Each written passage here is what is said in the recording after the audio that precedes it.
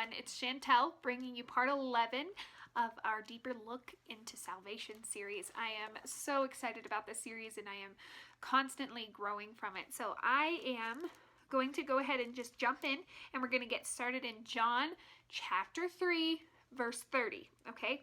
And it says, "He must increase, but I must decrease." So there's this picture oftentimes, and this has been gone over in earlier videos, but there is a picture oftentimes that once we get saved, that's it. We're done. Nothing else matters. That is the amazing, like I think that's the most amazing day in somebody's life. Like that is what I get excited about is people's rebirth days. Like that's where it's at.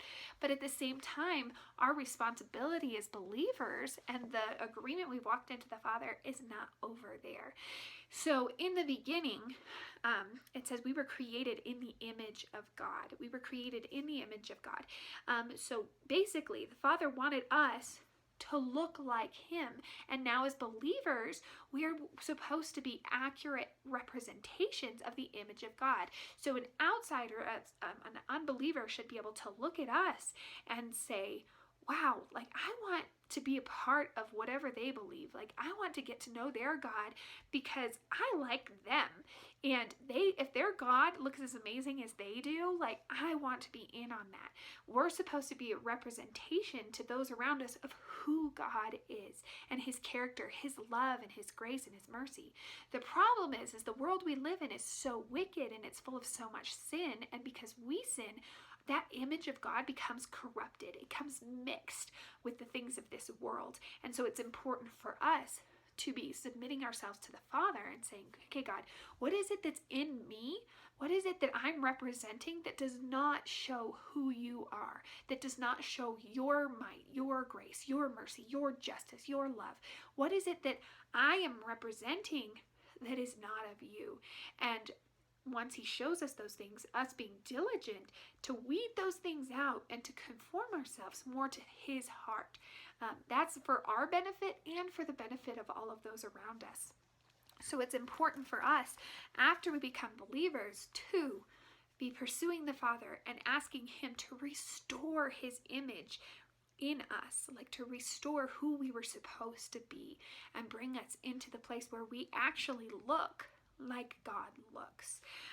So then we're going to go to 1 Peter chapter 1, verses 16 and 17.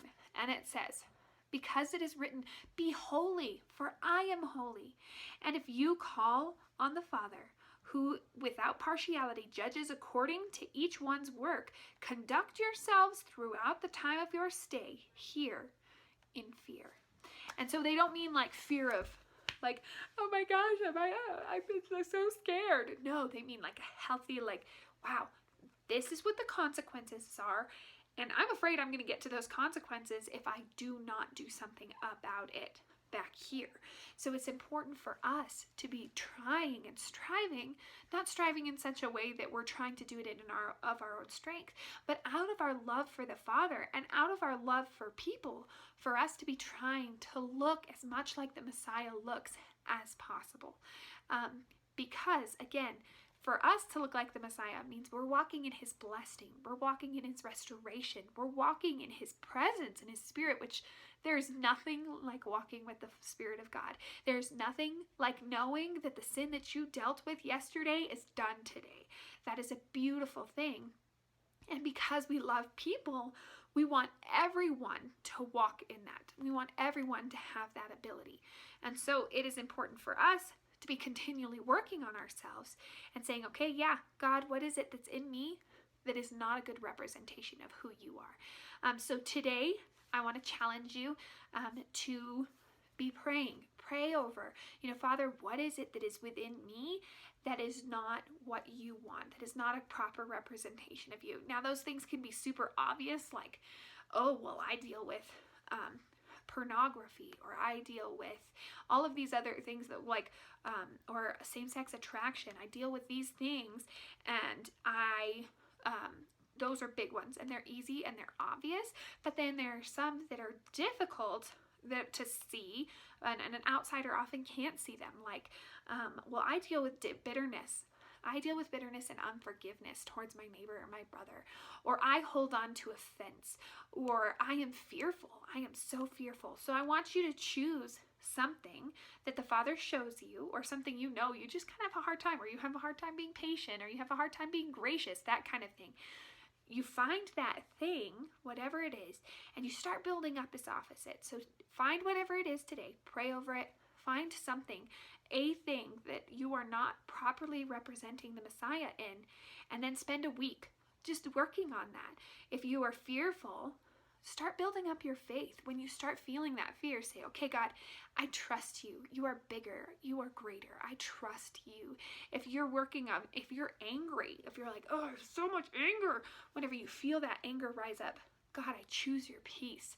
I choose to walk in your peace no matter how I feel. If you're akin to chaos, so like everything's everywhere and I can't even think straight and I don't even know what's going on, that would be me quite often. Then you can look at things like, okay, God, please restore order in my mind. Help me to think straight and clearly, and do things to help yourself get more in line. I have started making lists, lots of lists, and I've started doing things like setting reminders. I'm like, Siri, remind me to do this at this time tomorrow. And doing what you need to do to help yourself become more like the Father looks, to look more like the Messiah looked. And I think in that, you will find so much more peace in your walk. If you have that one thing, I had this one thing, but I really feel like I've worked on it, I've grown, and I've conquered it. And I want everybody to have the ability to say, I've overcome. And Yeshua gives all of us the ability to overcome. So I challenge you, I just keep going, keep overcoming, keep working to make yourself look like the Father looks. And remember that you've got friends at Messiah, Texas.